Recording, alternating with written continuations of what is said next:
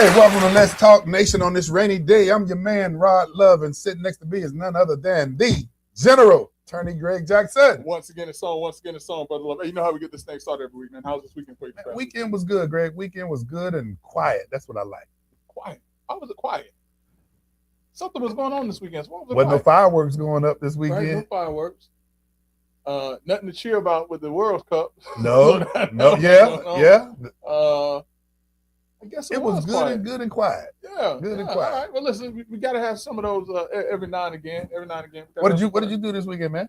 So nothing really, man. That's what I'm saying. It was kind of quiet. I was trying to figure out, what was going on to make it so quiet. Y'all believe Greg. Greg at home doing one-arm push-ups. That's what you're doing. But what else is going on, man? Man, not too much, but I forgot to do this last week, so I got to get it. I got to get it in like right now. You're tuned in to two of the most influential voices in Central Florida.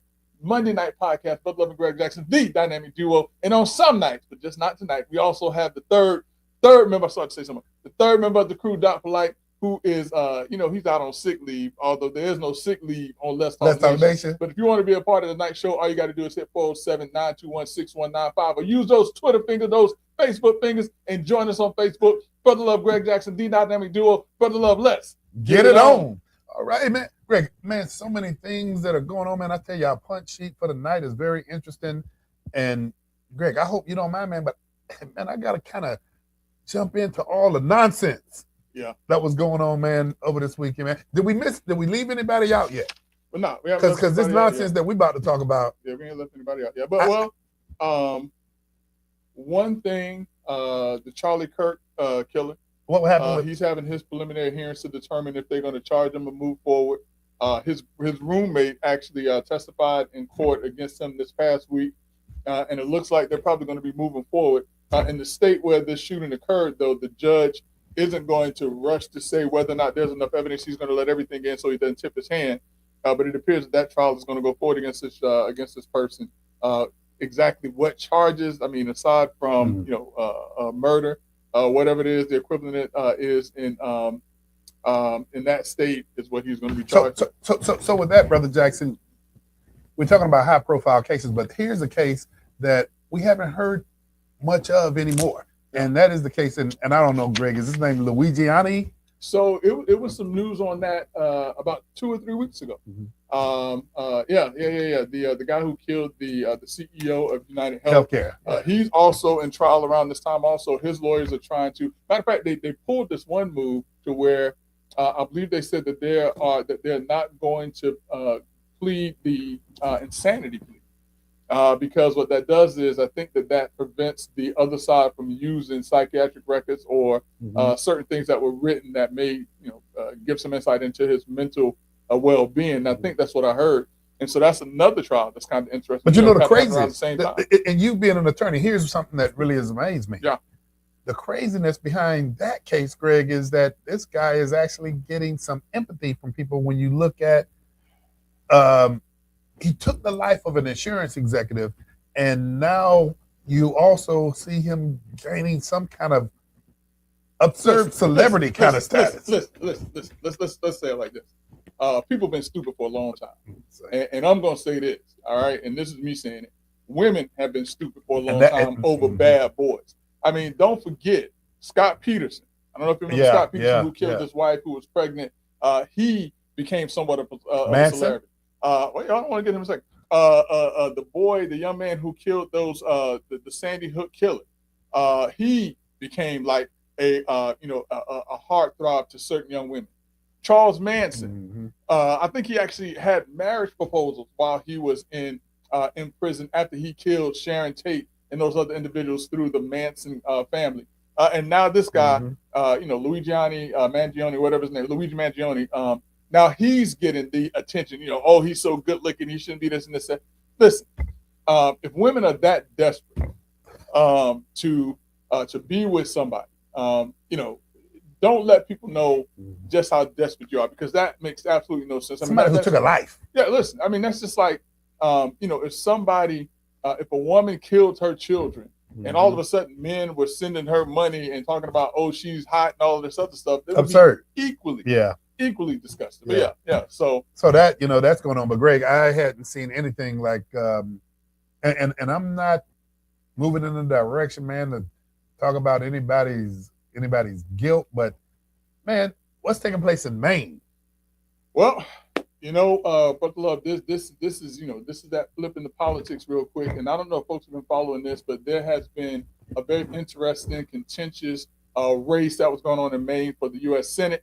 They actually had an established Democrat candidate that was running against. Is he really a Democrat though? Well, no, he was running against this lesser known candidate, the lesser known candidate by the name of Graham Planter.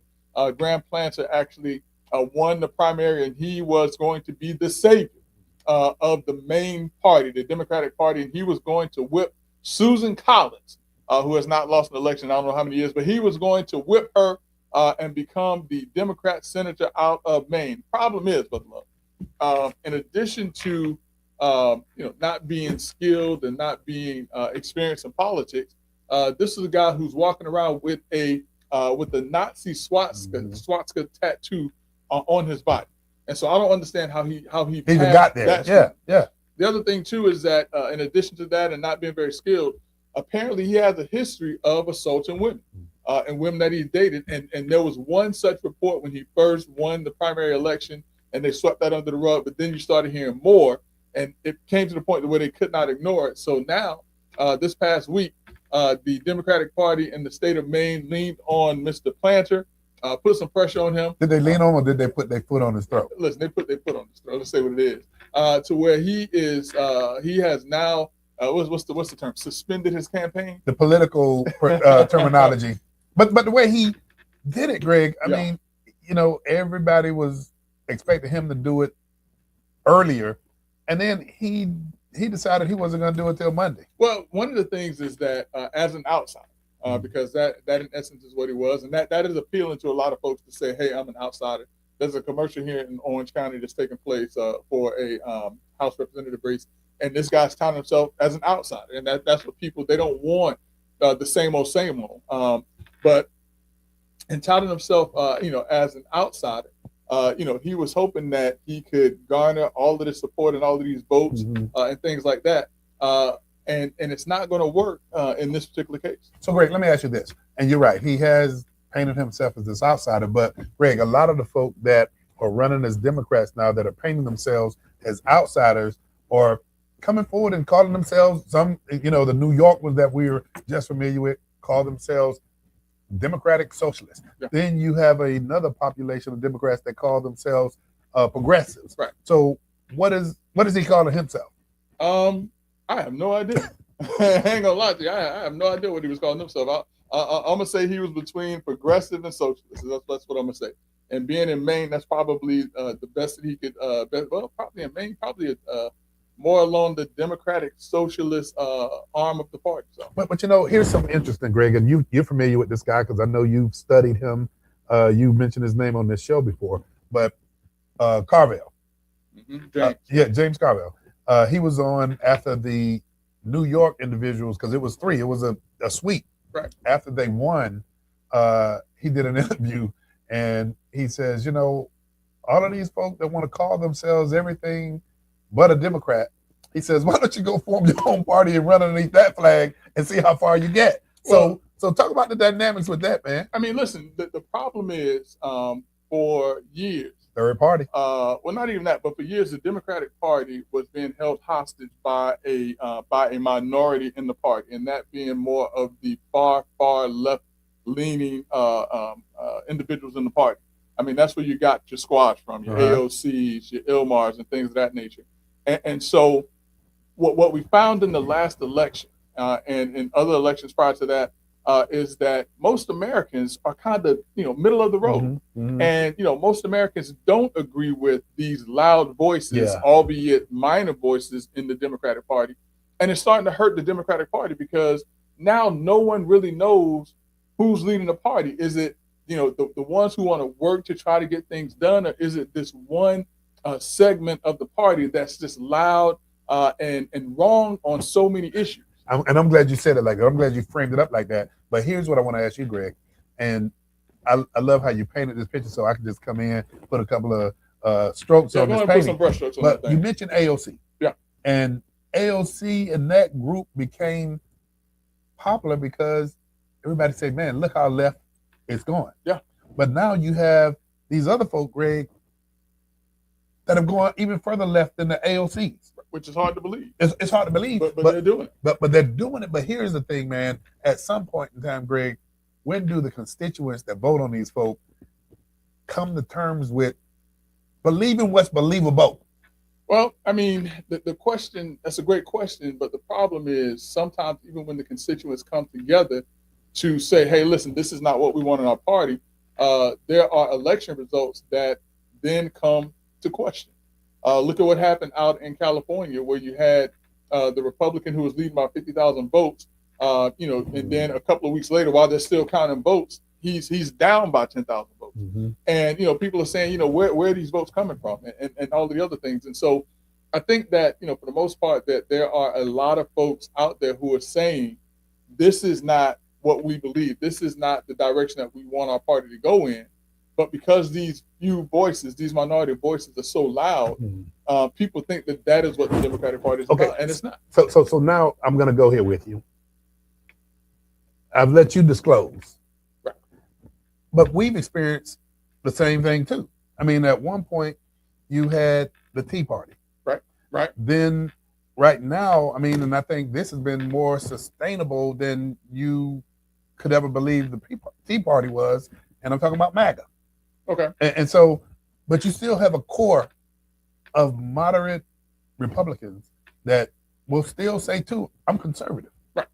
Right. But you still got the other pieces that are going out there. But here's the thing that I've seen, Greg, and that is when you get so many factions in one party, it unfortunately, man, it makes the party hard to move.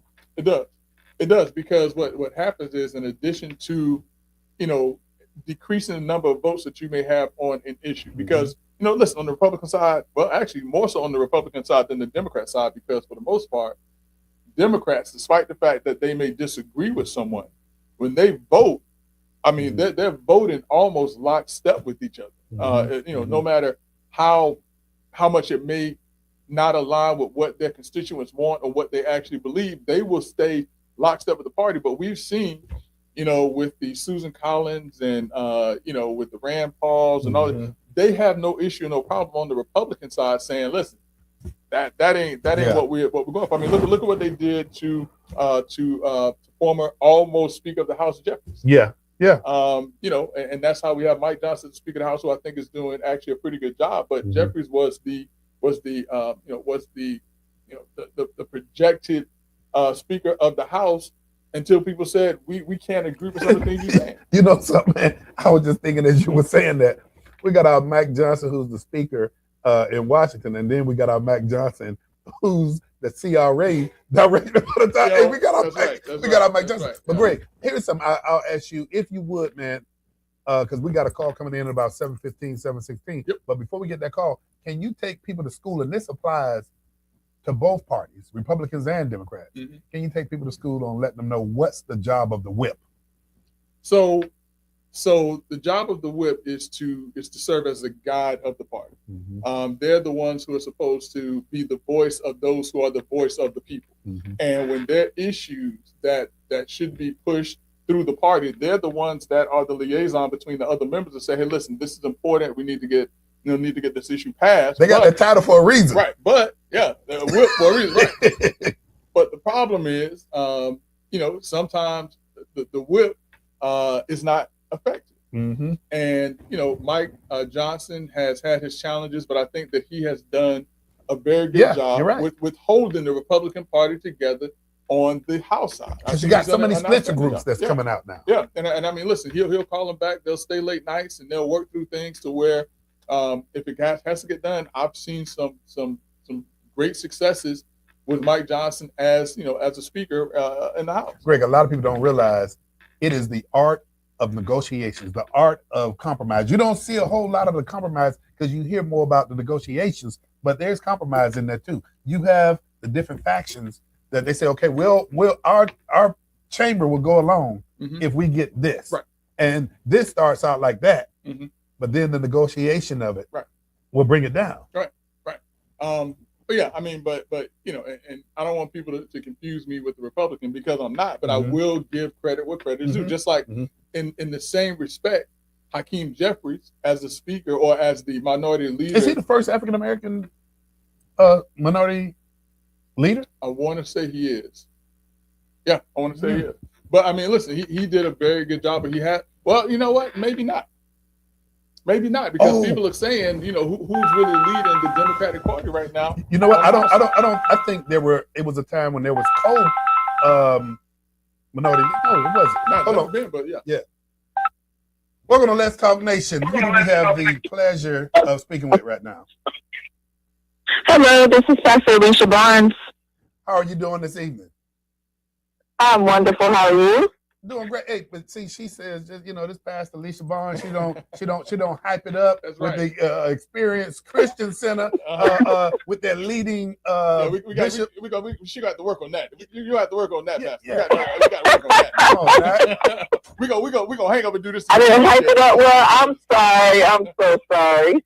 I know you've been in a retreat, and I know they've probably been taking your energy, but the General and I, we love what y'all doing over there at ECC. We love the leadership over there, Pastor Bishop Derek McCray. So you guys got something coming up this weekend, right? Yes, and I do want to say I want to shout out the Experience Christian Center under Bishop Derek L. McCray, who is one of the best pastors on this side of heaven. It is absolutely an honor to serve not only him, but the kingdom and the community. We have Season's Blessings that is coming up on this Saturday, July 18th. We are kicking off at 9:03 a.m. And this is an opportunity for us to serve the community in every capacity possible. Bishop McCray said something maybe like 5 or 6 years ago, and it has always stuck with me. But he said you have churches in the community, and then you have community churches. And since that day when he said it, I have always seen Experience Christian Church as a community church with everything that you all are doing in the community and have done. You all have led on so many different fronts that it is, absolutely, an honor and a pleasure to see that you all are continuing to work, not only of the community, but of the kingdom. Absolutely. And our number one goal is to meet the need of the community, no matter what church you're a part of, no denomination, there's no religious barrier, nothing that can keep us from lending our resources to make sure the community is better. Well, I got to tell you, Bishop has a lot of talent over there. And I met Ms. Barnes some years back. She was the author of one of the programs, community-based programs that ECC was doing. But Pastor Barnes, tell us about Season's Blessings, where it's going to take place at. You've already given us the time. But before you do that, let me express this to you on behalf of the General and I and the entire staff of Let's Talk Nation. We are humbled that y'all saw fit to invite us to participate in Season's Blessings. And if you would, just kind of lay out what's going to be taking place. Absolutely. So we are coming together, and you can consider this the biggest health fair community day that you could imagine. We have bounce houses for the kids. We're going to have activities. We're going to have DJ. We're going to have some dancers, some line dances, some entertainment. We also are giving away gently used clothes and shoes. We are also going to feature an area called our community baby shower area, where we will be giving away baby boxes that have been donated to us in partnership with Walmart. And there's some little starter packets for the new moms out there. It could be a new single dad as well. We also are going to make sure that we have hot food, fresh produce, and then we'll have access to community resources. So Florida Blue is partnering with us. Advent Health, shout out to Advent Health and Light Orlando, powered by Akahan. They are sponsoring free mammograms, okay? Wow. Free mammograms. If you are a woman over the age of 40, go to eccorlando.com and get your appointment slot. They are giving away free mammograms. No catch, it's free. So if you're over the age of 40, please sign up. If you are unable to pre-register, they are taking on the spot appointments. But we want to make sure that everyone's health is first. We have Walmart also giving us some vision and hearing screenings. We'll have people out there taking blood pressures. We have partners like Orange Blossom Health that'll be out there with us as well. But we want to make sure that we are providing as many resources as possible, and everything is 100% free. We're also raffling off some bikes, and we're also raffling off some gift cards. Wow. You know, we talked about what you all are doing in the community. Let me lay this on you, and you please manage this as you see fit. But the Florida Economic Consortium, its initiative called Life in Balance, which deals with health education workshops dealing with diabetes, high blood pressure, and high cholesterol. We want to donate 10 of those glucose machines to your event. So you let us know how you all want to put that into play. But we want to donate those 10 glucose machines to you as well. Well, thank you so much. And we definitely appreciate it. Health is wealth, and we want to make sure we can give people as many resources as possible. So thank you so much for that donation. Hey, you're very welcome. So this is going to be the location again. Yeah, the location. It is going to be at the Jackson Center, downtown Orlando. Okay, so this is indoors. Yeah. Indoors and outdoors. So we outside. got the bounce houses too. Yes, we're taking over the field outside. But let me ask this, and Brother Jackson, this is something that I heard, and I want to make sure that I'm accurate. Yeah. But you all, because we're in that season, and that season that I'm talking about is the season where the people get to pick who's going to represent them. And because we're in that season, ECC also does something unique, and that is extending an invitation to those folk who say they want to represent. But, you know, me and Brother Jackson and I, we got this thing. We've been doing this over 9 years now. Yeah. And Brother Jackson, we give people the opportunity to come on here to tell the people what they're all about. Or we could do what, Greg? Oh, we can paint the picture. I don't know if they want to. So you all are going to have some individuals running for office in attendance, right? Yes, we have individuals who are running for office in attendance. They also will be able to be featured on your show as well on that day as well. But they will be on stage to tell us what they're running for. We want to make sure that our community is educated, and that we're not only educated, but we're actually getting out there to vote. We have to vote. Right. Man, I tell you, hey, some of the hottest things that are taking place, and when I say hottest things, I'm talking about the type of positions that are up for election. Will you all have any of the individuals that's running for Orange County Mayor in attendance? Yes, we will. Okay, what about those commission seats? Yes, we have those running for commissioner seats. We also have some running for positions like the judge seats as well. So we have a nice little diverse group of open seats that will be represented that day as well. Man, this is going to be exciting. Hey, I think you all are doing an excellent job. And please, anytime you need Greg and myself, Let's Talk Nation, don't hesitate to reach out, because I think what you all are doing can actually continue to push the community forward. Absolutely. Well, thank you all so much for your time, and we hope to get a lot of participation on Saturday. Come out and join us. We are prepared to serve you all. Hey, Pastor Barnes with the Experienced Christian Church or Christian Center? It's Center. It is. Go ahead, tell us. The Experienced Christian Center. Center, okay. Hey, continue the great work that you're doing over there, and look forward to seeing y'all on Saturday.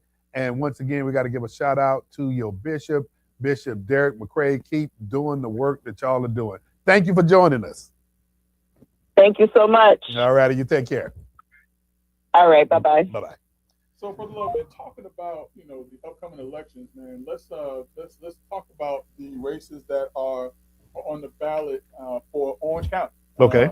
And specifically, let's go down the clerk of courts, the county mayor, District 2, District 4, District 6, District 7, and District 8. That's right. Well, you got two. We have two new districts. 7 and 8. 7 and 8. And so for clerk of courts, we actually had a chance to speak to one of the candidates just this past week, Ms. Roberta Walton. How many candidates in that race, Greg? 4 candidates in that race right now. And as I indicated, we had a chance to speak to Ms. Roberta Walton. I'm sure that we'll have a chance to talk to her on this coming Saturday. But you also have Maribel Gomez Federo, Rick Sting, as well as Terrell Thomas. In addition, for Orange County Mayor, you had 7 individuals who were in that race, 3 of which have withdrawn.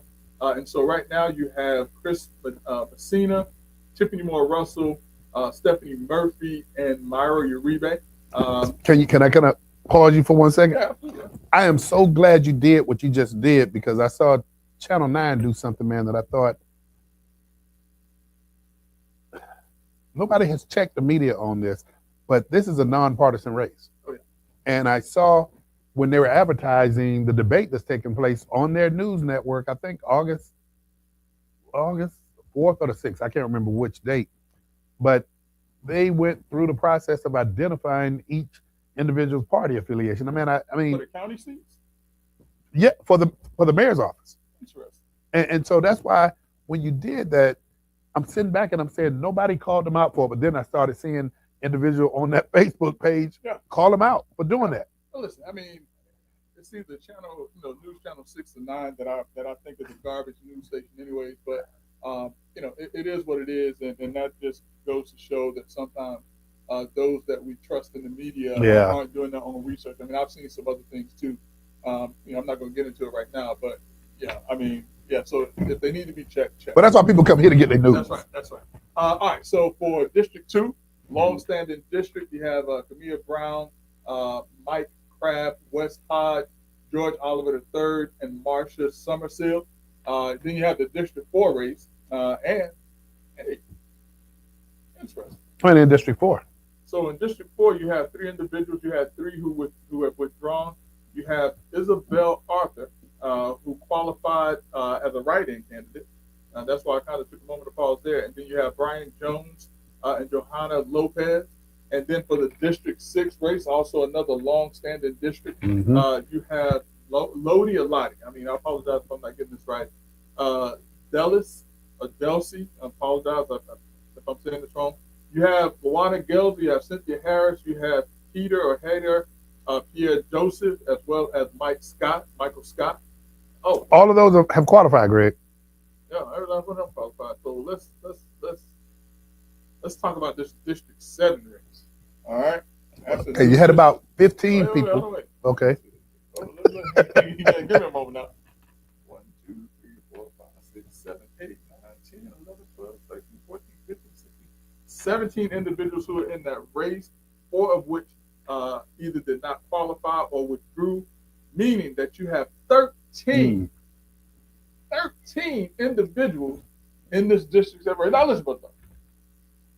I ran for public office, right? And when it was 7 of us in the race, we thought that was too much. Man, yeah. We thought that was a bit too much. But 13 individuals. Listen, I'm going to say this.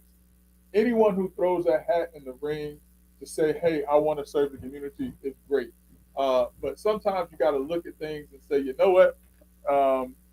Maybe I'll get behind somebody or support somebody on this. But listen, everyone has. Think about how many ways that pie is going to be sliced 13 ways. Well, I mean, I'm looking at the money that's been raised, and that pie ain't going to be cut in too many ways. But there are some people that's raising some decent money on this. And listen, the reason I talk about money is because money is the lifeblood of campaigns.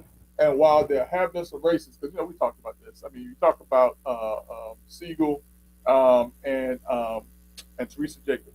And back when they ran, I believe Siegel raised $1.5 million, Jacobs raised $500,000, something like that, and she still won the race. So I mean, the person who raises the most money does not always win. And so I say that to say that I see some people raising some decent money, but that's not to say that you put too much into it. But in that District 7 race, Brother Love, let me. I wish I had something to sip on and a little something to nip on while I said this, because it's going to take me a while. But you have Selena Carter. Oh, Shannon Curry. She was on the show. She came to talk to us. Nate Douglas. Shakaya Fillmore. Angie Gardner. Deidre Graybill. Rashida Doris Jones. Gloria Joyner. Aaron Emmanuel Lewis. Zach Moldon. Patricia Rump. Beryl Thompson McClary. And Vicky Vargo. And, typically, Brother Love, I say, hey, if anybody wants to talk to us, give us a call. Y'all decide. Listen, let's talk nation decide who they want us to talk to. Yeah. There's a lot of folks. Tough that out and come see us, because, Greg, it's going to be a runoff. Yeah. And so, oh wow, that's interesting. I'll talk about that in a second. So then you have the District 8 race, and that's another new district. But in that district, you have 6 people, which for a brand new district, that's that's not bad. But oh wow, you got some interesting names here. So Greg, out of District 8, yeah, did anybody withdraw in that process? Nobody's withdrawn. But some names that you may recognize. I know a couple that I recognize. You have Isaiah Anderson, Tatiana Fernandez, George Haas, Jeanette Hernandez, Julio Rocha, as well as former state representative, and I want to say state senator also, Victor Torres. Okay. And so, that rounds out the District 8. Now, the one thing that gave me a moment of pause, Brother Love, is that I'm looking at the school board chair race, and there was a young man that came and sat down and talked to us who was in that race, Mike Armbruster. And I'm seeing here that he has withdrawn from that race. So that is going to be a 2-person race for the Orange County School Board, Alicia Ferrant, and Angie Gallo. So Greg, in that situation, is the one who gets the majority of the vote in that 2-person? Yeah. Okay.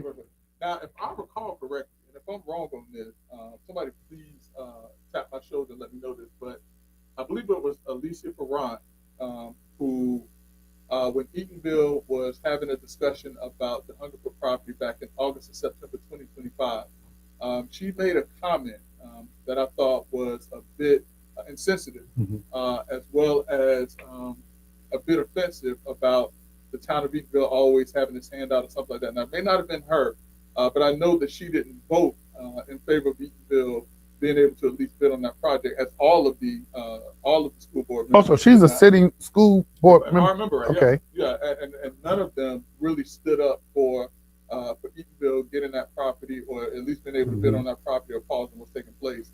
I don't have a position in that. I just went to the meeting and I just found that very interesting. Some comments made about one of the, if not the oldest chartered African American municipality in the country having a handout, and that bothered me.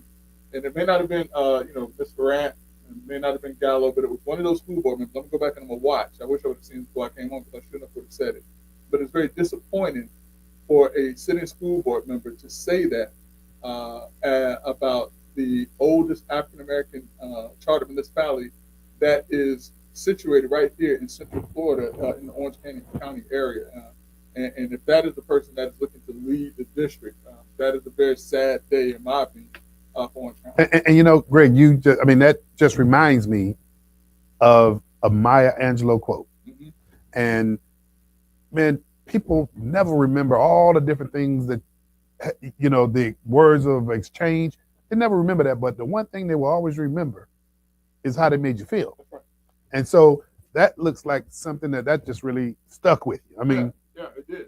But just imagine if it stuck with you, it definitely stuck with a lot of people in that room. Well, the problem is there wasn't enough people in the room that heard it, and I think it's kind of been buried. But trust you me that if that's who that is, I'm going to have some things to say in the weeks to come about who that person was. And like I said, if it wasn't Ms. Ferrant, but I know that none of those school board members said anything that was positive in my estimate. They didn't at the September. Now, I heard a July meeting. I'm gonna tell you this. I'm gonna tell you what troubled me is that I listened to a July meeting, and I heard the school board members said that they wanted to find a way to work with Eatonville. And then there was some type of talk, some type of meeting that took place, and in September and August of 2025, their whole attitude changed. And if that's how elected officials treat other municipalities or elected municipalities on their own soil, again, I say that is a very sad day. And that's great. So, Brother Jackson, let me ask just one question, man, and we can move forward or not. What is the last status update? Because I think the last thing I saw was Dr. Phillips' involvement or engagement on the, I guess, the purchase or negotiating. Is that continuing to go in that direction last you heard? So my understanding is that they signed an MOU for Dr. Phillips to purchase the property from OUC. Since that time, the Southern Poverty Law Center, on behalf of Preserving Eatonville Communities, I believe it is, has filed a lawsuit asserting that the school board violated Florida Sunshine Law.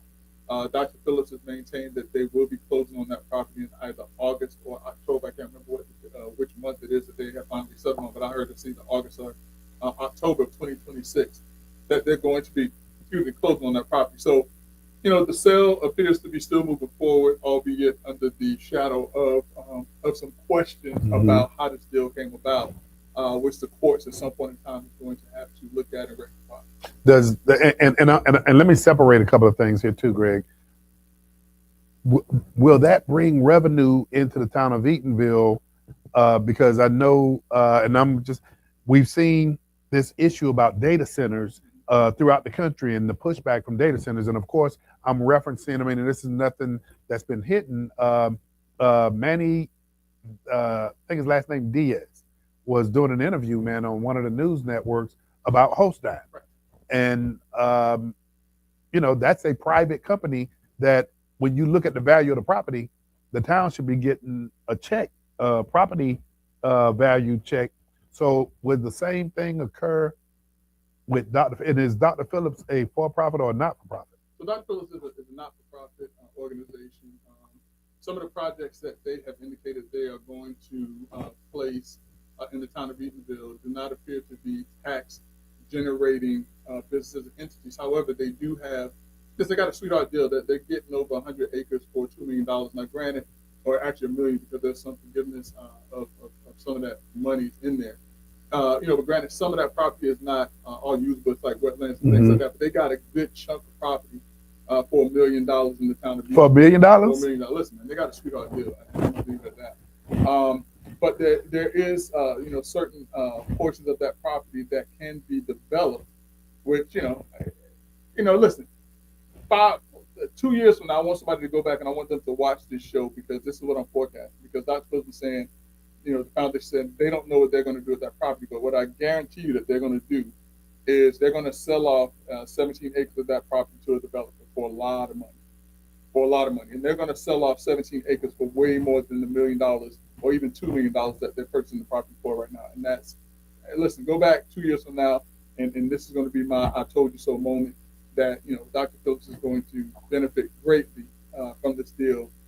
Whereas, hopefully the town of Eatonville gets some development where they get some tax revenue, but this could have certainly been a circumstance in the situation when the town of Eatonville could have. Who held the property? That was the school board, right?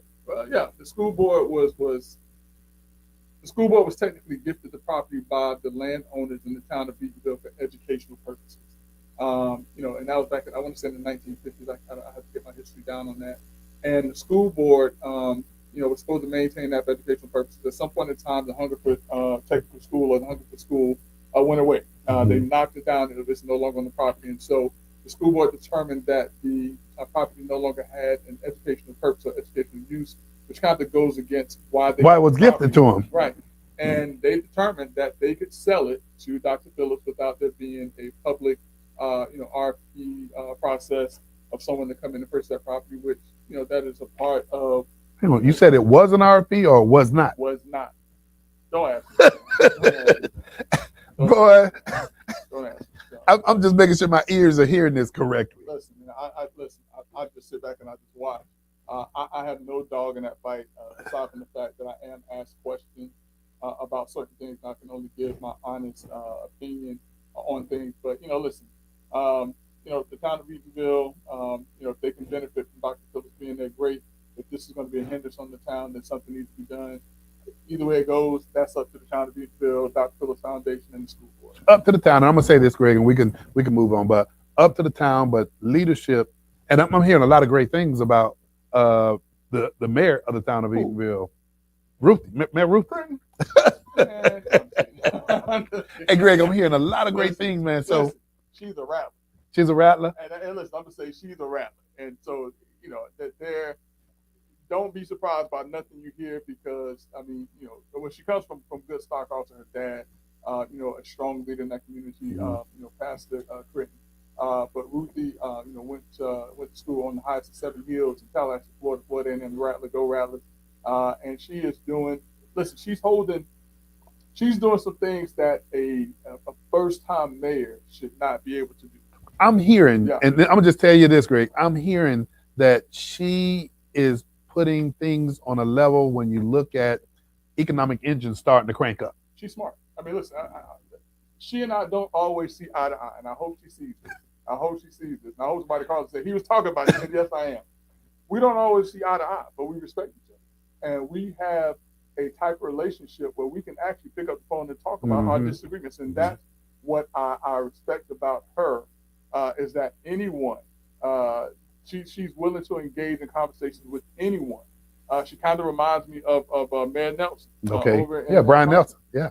To where she's willing to have those tough conversations. And so she's doing some great things over there. She and I are not always going to agree on things, but when we do, we're popping. We're popping when we see eye to eye, but when we're not, we're still popping. So. Well, Mayor Ruthie, Let's Talk Nation is always open. The invitation will always be there for you. Please come on the show. Let's have a conversation. Absolutely. Greg, something else, man, that because I don't want us to run out of time. Greg, can you speak a little bit on the passing of United States Senator Lindsey Graham? So you want to talk about that before we talk about the U.S. World Cup? Well, then let's go to the World Cup because that's quick. Yeah. That's gonna be quick. We done, y'all. We out of it. We done. I mean, last Monday, last week this time. I thought we were gonna put more fight in it though. What 4-1? Yeah, I mean, listen. Last week this time, we were talking about the fact, that there was a controversial move that was made. FIFA, in what some consider to be an unprecedented move, reversed or withheld a red card penalty to allow the young man who had been issued the red card to go ahead and play in the game, the U.S. versus Bosnia-Herzegovina. A lot of folks said that, hey, listen, there's a red card, it's a red card. You got to deal with it. My retort was, there's a grievance policy for a reason. My retort was, listen, you got to look back and you'll see that this is not the first time that this has happened where FIFA has reversed a red card. Yeah. And so I think the thing that stuck in people's craw more than anything else was that it came about after a phone call by President Trump. And, I was telling you earlier, and just, some people are laughing about it right now, but the sports industry is probably sitting back saying, we appreciate your support. Right. But the Knicks was on a roll to actually do a sweep. But then they had a visitor. And then they didn't have a sweep. Right. And so when you talk about FIFA and the lifting of the suspension, that was 2. Yeah. So, yeah. You got organizations that are saying, thank you, but no thank you. Yeah. Just stay on the sideline for it. So, so the U.S. I mean, they had a good run. They made it. They were trying to get into the 16. Unfortunately, Bosnia-Herzegovina came to really and truly play. It was Belgium. Greg, but you've been watching. I mean, go ahead in a minute. You've been watching soccer a little bit more than you ever watched. Not after the U.S. got put out. Get out of here. Man, I'm Team USA, man. Okay. Hey, when my team go home, we take our ball and we go home. Man, I've been watching all these things. I mean, man, I tell you, I'm getting excited about it, man. Some of my friends who always talked about, hey, you guys are misrepresenting football. And I'm like, what are you talking about? The NFL, they say, is not football. Yeah. But now I am enjoying their football. Well, I'm going to say this, though. I am going to watch if Argentina makes it into the final game because my good friend Hernan is from Argentina. We were talking this past Friday. We have coffee every Friday. We've been doing this for several years now, and just the level of pride that he has for his home country. What about Pinto, man? You're not gonna throw Pinto out there? Who's Pinto team? I mean, he's from England. And so I'm assuming that the British is his brother Pinto's team, but he's just a soccer lover altogether. You know he came on the show. What was it last week and educated us? Yeah. You need 2 yellow cards if you get 2 to equal rate. But hold up, there's no such thing as a black card. There's no such thing. But you know what? So Greg, and I don't want to open this back up. Yeah. But how is it that does it have to be just totally blatant that you get a red card on the first? Cool. That's my understanding, is that it has to be an intentional act as opposed to like some mistake. You know what? I just missed it, but he didn't talk about England. I'm kind of salty now. Hey, our brother Pinto. Pinto, how you doing this evening, brother? I was doing good until Greg did that larceny about Argentina. Listen, man. Hey, now all jokes aside, man, you know that London is my second favorite country right now, man. So. I know that, but it's on radio now. What you just said. Hey, Pinto, way to get him. Hey, so Pinto, since you're here, educate us. I mean, well, at least just me. I know you get 2 yellow cards. You get 2 yellow cards. That's an automatic red, right? Yes, correct. So how did this guy that got ejected or suspended from USA, he didn't get a yellow card before he got that red card?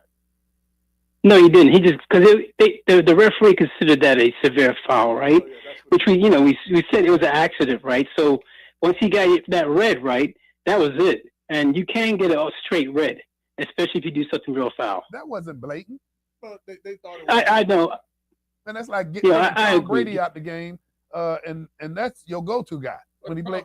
Here's the problem. If Tom Brady was put out the game, and then they ended up saying Tom Brady could play, I guarantee you the Patriots or I don't know, but Tom Brady would have probably pulled it off though. Man, hey Pinto, hey, Pinto, I'm glad you was listening because he painted a picture of London on you, and you know who's your team, man? You say. Oh, England, absolutely. I mean, absolutely. I got to be Team USA, right? But because I was born in London, I got to support England. So listen, since we have you on the phone, we're gonna switch gears on you real quick, man. I'm glad you're on the phone. So just to kind of lay the background for folks, this past weekend, as folks were sitting in their homes, they heard in much the same way that we did on Sunday that U.S. Senator Lindsey Graham passed away. It was a sudden event. Apparently, he had a cardiac issue. I think it may have been what's considered to be the widowmaker is what I think it is. And if I'm wrong, I apologize. But so U.S. Senator Lindsey Graham is no longer with us. I heard that his sister has been named to fill his seat by the governor of South Carolina. But Brother Pinto, have I ever told you my Lindsey Graham story? No, I'm listening. But Brother Pinto, you can attest to the fact that when I go to certain places outside of the state of Florida, that I am accused of being a doppelganger to another senator in the state of South Carolina. That's right, Tim. Gee, thanks, bro. So listen, though, Brother Pinto, I don't know if you heard this. So I want to say it was back in 2018, 2019, and it was myself and Brother Love, who was at a political event, and at that event, and I'm a Democrat, but I'll go and I'll shake hands, I'll go and I'll listen to the people. And so at this particular event, they had Governor Rick Scott, who at the time was running for U.S. Senator. My close friend, my good friend, was Bob Cortez, who was a state representative, and he was running for re-election at that particular time. I think he was running for senator at that particular time. And the guest that they brought in to help to stomp for then Governor Scott and Bob Cortez was none other than Lindsey Graham. All right. So you would think that the story would stop there. My friend Bob Cortez says, "Hey Greg, let me introduce you to Lindsey Graham." So I walk over and I'm just kind of standing there waiting. And so I'm standing behind Lindsey Graham. And so Bob Cortez starts on, "Hey, Senator Graham, I want to introduce you to someone." And before he said my name, he turned around and he did a double take. And he's like, "I was just getting ready to ask you how you got from Washington, D.C. so fast." I said, "Now you know what? Now I'm legit. If Lindsey Graham thought that I was Tim Scott, then I'm legit now." Greg, hey, but yes. Everybody says that's your doppelganger right there, man. Listen, man, I agree. Hey, man, I thought we was friends. You thought I agree. That's a Freudian slip. That's before he flipped. But man, hey, Pinto, man, we got a lot of work to do, man, and we appreciate you being in the trenches with us, brother. I appreciate you guys. Have a good evening, okay? Have a good one. Take care. So yeah, man. So that was my Lindsey Graham story. That I thought I told more people about it. I tell them also about the story when I was in South Carolina. So I go to South Carolina, not as much as I used to, but I used to go to South Carolina quite a bit because we would go to Hilton Head for like Thanksgiving, or we would go to the Montage that's over there. We also went to Charleston one year after Dylan Ruth had shot the folks at the church, Mother Emanuel Church, and my wife and I were sitting on a trolley, and there are these two older ladies that are sitting on the trolley, and you kind of see them like whispering to each other. So finally, one of them finally says, "Are you Senator Tim Scott?" So I said, "No." I said, "I get it all the time." She's like, "No, you are you?" They were gonna make you be Tim Scott. So apparently they didn't believe me, because when they got off of the trolley, she said, "I'm not gonna vote for you again." But you know what, Greg? I think years ago, Doc Polite put you up next to side by side of you and Tim Scott. I mean, listen, we got to find that. At a quick glance, I will say, at a quick glance, because he wears the suits, the navy blue suits. I mean, at a quick glance, if I look real quick, I'm like, okay, that almost got it. But if you look for a few seconds, man, people don't look for that long. Yeah, it goes over. Those are glasses. Yeah. Greg, something else. I mean, the death of Nolan Wells. Man, this is a sad story, brother. Mm-hmm. It's a sad story. So I don't know if folks have been watching this particular story, but there was this young man, African-American young man. I want to say he was 17 years old, 16, 17 years old. And over the 4th of July weekend, I want to say that he went out with some of his friends, some white kids, their families. They went on some type of boat trip, Brother Love, and they came back. And he didn't. And Nolan Wells did not. And so, like last week, they found a body. They found his body, and they determined that Nolan Wells. I don't know what they've determined at this point. Well, they found his phone at one of the homes of the young man that he was out on the boat with. See, I didn't hear that part. Yeah, I didn't hear that part. But you and I also know, and we're familiar, and he's been on our show before. Famous civil rights attorney Ben Crump is represent. Yeah. And I mean, this is a sad story because, and it particularly hit home for me as a parent. And it also hit home for me as African American, as a parent of African American males. Despite how far we have come in this world, Black males are still, to an extent, at risk. Whether it's from ourselves, whether it's from the environment, whether it's from other folks who don't look like us.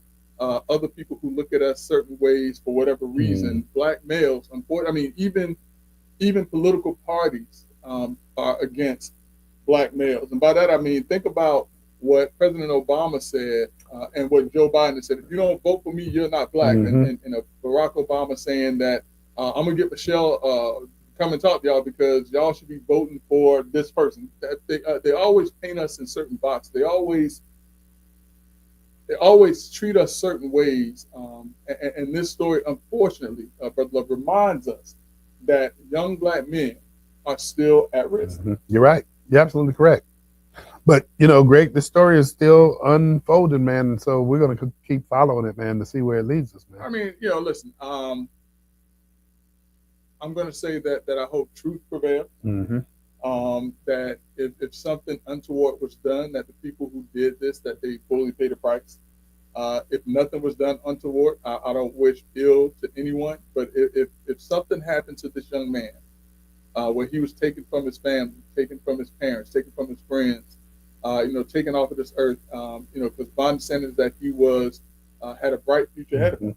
And if that has happened, and some individuals are responsible for that, they need to be held fully responsible. And if anyone is withholding information, parent or child or otherwise, anyone who's withholding information, they need to deal with the consequences severely. Greg, I don't think this story's over yet, so I think it's going to be more to come. Yeah. Hey. Well, and with Ben Crump on the case, I'm sure that there are going to be some answers. Correct. Greg, I hate to switch gears like this, but there was something that last week you started to allude to go to, and then I know you got a couple of folk that you've been talking with, and they've been going back and forth on this pastor. And he said, what did he say about America? Listen, this is one of those nights when Dr. Light, we should have denied his sick leave pass. We should have denied his, because he could have played the video for us, so we could have actually heard this. But there is a pastor who has said that America is not a Christian nation, and you, Doc, and myself, we kind of kicked it around for a little bit, and we had our discussions internally about it. and we decided we ain't gonna touch that. We're gonna leave it where it is because that is a hot topic. Well, tonight, as I'm pulling into the parking lot to start the show, I see my emails, my text messages, excuse me, and I see that two of my good friends have engaged in this conversation about this pastor who has said that America is not a Christian nation. And so it just kind of forced me, we came in, and it kind of forced me to sit down and say, you know what, maybe that is the topic, that we should at least in part address, see if there's anyone who agrees, disagrees, the reasons why they do, the reasons why they don't, because people have feelings about this. You're right. My thought process on it is that America is a Christian nation. It was built on the principles of Christianity, unlike any other nation. And so, I would be very interested. And listen, I'm not going to tell anybody how to think about this or how they view it. That's how I see it. Yeah. And for anybody who is viewing this right now, and you got some thoughts on it, and you can call in, say your name or not, but that phone number is 407-921-6195. Listen, if they call them now, they're gonna have 30 seconds or less. They're gonna have 30 seconds or less. They're gonna have 30 seconds or less. The other thing too, Brother Love, Conor McGregor. Oh yeah. I don't know if we have any combat sports fans, any boxing MMA fans, which apparently to say boxing and MMA in the same sentence is sacrilegious. Although you do have a boxer, Shakur Stevens, who is now signed to I think Dana White's boxing promotion or something like that. I think I heard that. But Conor McGregor, who was probably touted as, and I had to correct somebody on this because they're like, oh yeah, he's one of the greatest MMA fighters to ever live. And I was like, no. That distinction of the greatest, or one of the greatest, the greatest MMA fighters, I mean, Chuck Liddell is in the conversation, obviously, goes to John Jones. John Bones Jones is, I know the name, the greatest MMA fighter of all time. And I'm going to leave it at that. And I have to show somebody that. So look it up if you want to know who he is. John Jones, bad man. He's a bad man.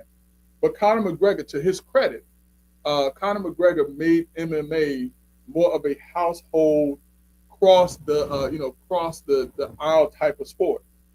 He was one of the first, MMA fighters to step into the boxing ring in a legitimate fight against Floyd Mayweather. And I think he made $100 million in that venture fighting a boxer. Because listen, I don't care what you say about boxing, about which sport is this, the ones who getting the real dough, the boxers are really getting the dough. Yeah. MMA fighters, for all of their skills and things like that, I think that they are sorely underpaid. So Greg, two things with Conor McGregor. How long did he last?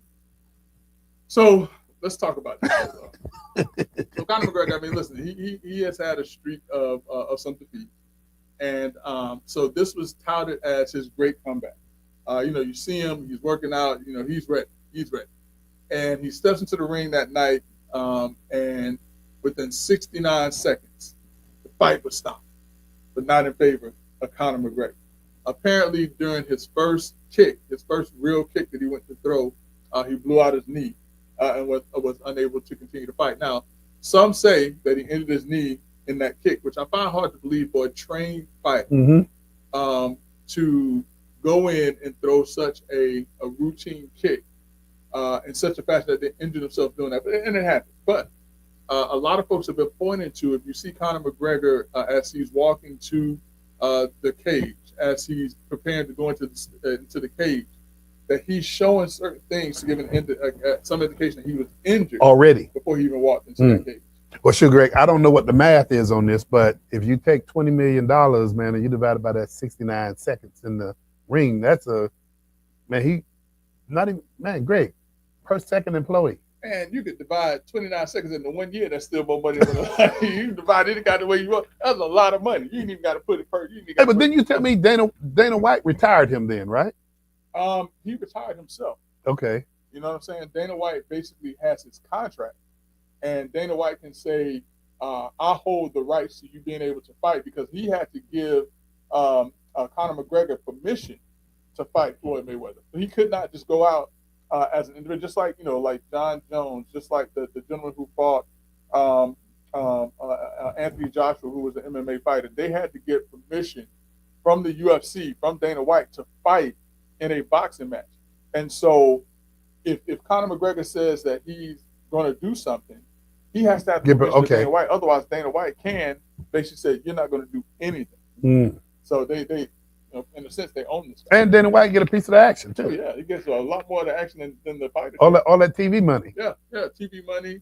The pay-per-view dollars he gets, the day of money that he gets, the promotions, the advertising. And these fighters, and this has been widely discussed that they're just underpaid in the MMA. I mean, some get paid well, but I think, like you said, Conor McGregor, $20 million. I don't know what his opponent got, but a lot of these guys are fighting for a penny. Having that brain go back and forth in your head for pennies. But you know what, Greg? Here's what I want to say. For those of you who've been tuned into the show, Saturday, the Experience Christian Center is doing something great. They're doing something in the community. They're bringing representatives out that are asking for your vote. They got something for the kids. They got health fairs. They got a variety of things. And one of the things that we have been honored to do is to interview some of these candidates that are asking you for your vote. So what we're going to do is ask you to please come out to the Jackson Center this Saturday at 9 a.m. Come on out, have a good time, but also educate yourself as to who you want to vote for. Who do you want to represent you? That's right. In this new election that's coming up. So, Brother Jackson, what do you got to say, man, so we can close this thing out? Oh, man, I'm done, man. I think you done? Tonight, man. Yeah, heck yeah. Well, tell you what, Brother Jackson, you don't have to go home. Got to get out of here. We'll see you next time on Let's Talk Nation, next Monday at 7 p.m.